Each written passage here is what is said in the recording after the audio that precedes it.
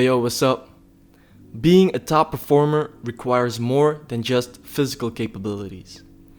The mental game is at least as important as the physical one. So in this video, I want to talk about 3 books that I think every young athlete should read. They will help you develop that ever-evolving, unshakable mind that's necessary for leveling up your game. The first book that I recommend you read is Managing Oneself by Peter F. Drucker. Now, this book might come as a bit of a surprise to you. Why? Peter Drucker has nothing to do with sports. In fact, he's mostly known for his work inside the corporate world. However, Peter Drucker was known for his management expertise, and being able to manage yourself is a skill that's highly valuable in sports as well. The main concept of the book is what the title suggests. It's about managing oneself. But what does it mean to manage yourself? To manage oneself means to know yourself, to know what your strengths are, but also your weaknesses, to know how you perform, to know how you act and react in certain situations. Based on your self-knowledge, you put yourself into positions that make you thrive. That's what managing oneself is all about. Now, there are numerous ways you can start managing yourself, but one of the ways that Drucker talks about is through feedback analysis. So, you write down what you set out to achieve, what your goals are, and after 9 to 12 months, you evaluate yourself. What went well? What could have gone better? You adjust and then restart the whole process. Now, why is this important for an athlete? It's important that you incorporate this mindset of always seeking for feedback, because feedback analysis forces you to embrace reality. If you're not where you want to be, according to what you set out to achieve, you might have to make some adjustments. And as an athlete or as a top performer, it's very important that you build on your strengths, because if you want to become better at your sport, you have to train. But the only way you'll train is if you like training.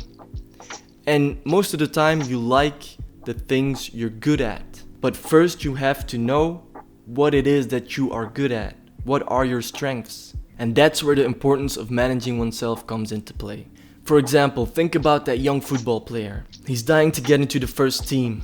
He plays at the left wing position, so applying feedback analysis, he writes down his goals. He wants to get into the first team on the left wing position. And after 12 months, he evaluates himself. If he is at the spot he set out to be, it's positive and he can work towards new goals. If, however, he has found himself not being in the position he wanted to be, he can make adjustments. For example, he might have noticed that the position of left back is very much needed, is very scarce within the first team.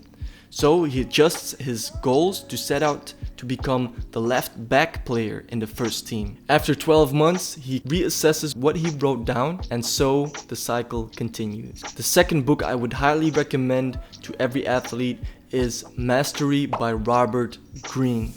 In his book, Greene has attempted to lay down the path to mastery. He breaks it down into 3 phases: the apprenticeship phase, the creative active phase, and then achieving mastery itself.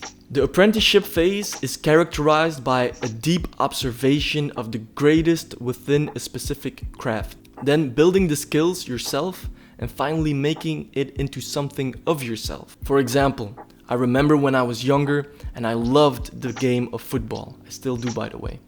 But I remember watching videos on YouTube of Thierry Henry over and over and over again with an intense, deep observational passion. After I would watch those videos, I would go to a nearby park and start practicing hours on end, trying to acquire the necessary skills to become one of the masters myself. Now, this is a perfect example of the apprenticeship phase. This apprenticeship phase made me think of a quote by Bruce Lee: "Adapt what is useful, reject what is useless, and add what is specifically your own." During the creative active phase, the second phase, you take on a task, a life's task of sorts. It's important to realize that this phase takes many years, so having a patient, diligent attitude is critical, because the path of the life's task will be filled with emotional challenges. You mustn't get complacent or impatient. I read the story the other day of KDB, Kevin De Bruyne, who had to sacrifice a normal youth, having to go training every day, eventually moving away to another club, to leave his family behind, to go live with another family because his new club was so far away from home. And all of this at the age of 14 years old. Can you imagine? It are these kids that grow up to become the greatest within their craft. But we have to recognize the sacrifices that they have made and the emotional pitfalls that they have come across and worked around. After years of sacrifice, hard work, patience, and a constant learning, it are these people that become the masters. And that's when we get to the phase of mastery, as Robert Greene calls it. Think of the Messis, the Ronaldo, the Iniesta, or the Kevin De Bruyne. They started as apprentices, learning from other great footballers before them. Then they started acquiring their own skills and worked years on end to become the masters that they are in their craft today. Now, why is this book so important? Well, I hope you can see for yourself why this book is such an asset to any young athlete. It gives a much more accurate description of the way to mastery than most of the stories we hear or see on TV or in the media. And then a third book that I would recommend to every young athlete is Mindset by Carol Dweck. Dweck distinguishes two mindsets when it comes to taking on challenges: the fixed mindset and a growth mindset. The fixed mindset is characterized by thinking in very static terms, either you can do something or you can't do something.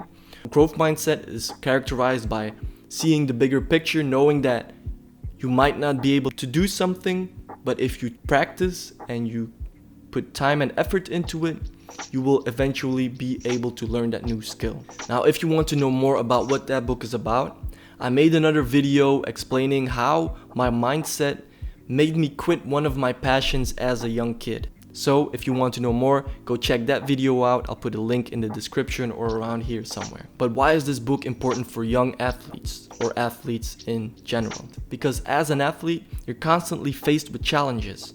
And when you're aware of both mindsets, you'll be able to choose which mindset you yield whenever a challenge arises. It's like wearing some sunglasses. When the sun's shining, you want to be able to put on some sunglasses. When a challenge arises, you want to be able to choose, am I going to apply the fixed mindset or the growth mindset within the situation? There you go. Those are 3 books that I recommend to every young athlete or overall high performer.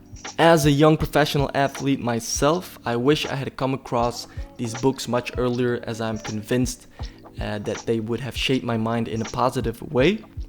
Although I am very grateful that I have come across these books in my life nonetheless. I hope this video helps. I have put links to all the books in the description below, so you can check those out if you want to.